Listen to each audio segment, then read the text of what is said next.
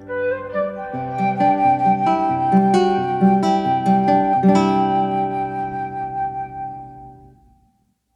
think when you're younger, you have a lot more energy and enthusiasm. And when you're at the game for 30 years, you tarnish some of that enthusiasm. At 56, Dan's a successful dentist. He's seen his profession change a lot in the course of 3 decades. The reason?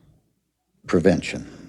Well, I've seen it through maybe 4 generations of the great-grandparents with dentures to the grandparents that had partials and had lost a few teeth to their children who had extensive dental work.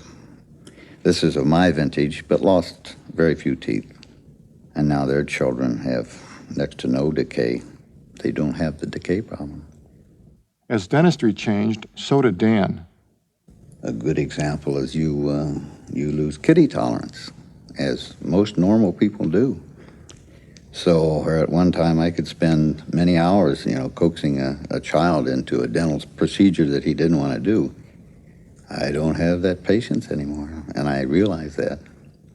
Dan got into dentistry during the Korean War. He was 24, a newly graduated pharmacist, when Uncle Sam drafted him into his life's work. I saw what I thought I'd like to do, and was doing a little of it in the Army, and I didn't want to be a pharmacist, and I had to be something else. So, which way to go? Life kind of sometimes pushes you around, and you got to kind of swim with the current and do the most logical thing at the moment. After the war, Dan married and became a father while working his way through dental school. He graduated at the age of 28 and began to practice as the junior partner of an established dentist. I was in practice with a genius, an older dentist who was magnificent. There are certain procedures and easy ways and shortcuts and just more graceful ways to do things that it helps us. The older dentist can steer you. In his 30s, Dan settled into his career and began to climb the ladder. At 38, he opened his own practice and his own office. Then came his 40s, and Dan began to grapple with the limitations of his life work. We can never do anything perfect. It's a frustrating profession, regardless of how you want to satisfy somebody. You're dealing with pain, and you have to give some people some discomfort. That's all there is to it. When some of us hit that point in our work lives, we consider a change. But Dan was working 50 or 60 hours a week and couldn't afford to make a move. Now in his 50s, he finds it difficult to slow down.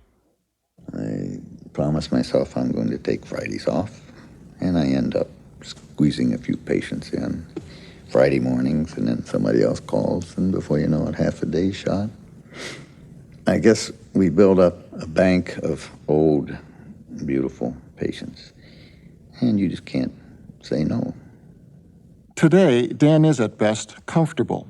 He has little to no debt, but if he stops working, everything stops.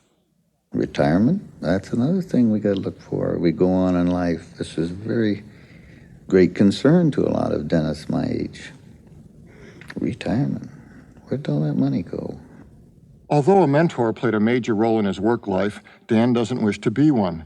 In fact, he would recommend dentistry as a career to no one. I haven't encouraged any of my young friends and patients and acquaintances to get into dentistry for a long time. What made you stop recommending it? Dentistry is not really a glamorous, fun thing to do.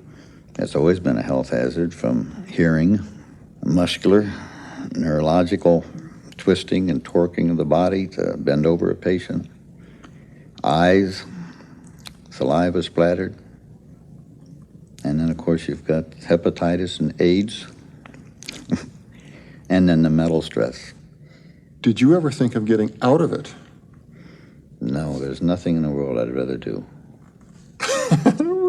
Can you explain that and tell me? No, I like doing dentistry. I enjoy it. Mm-hmm. We have a happy time in the office. We are not severe. We do not treat dentistry as a life or death situation. We try not to make a big deal out of something that isn't a big deal.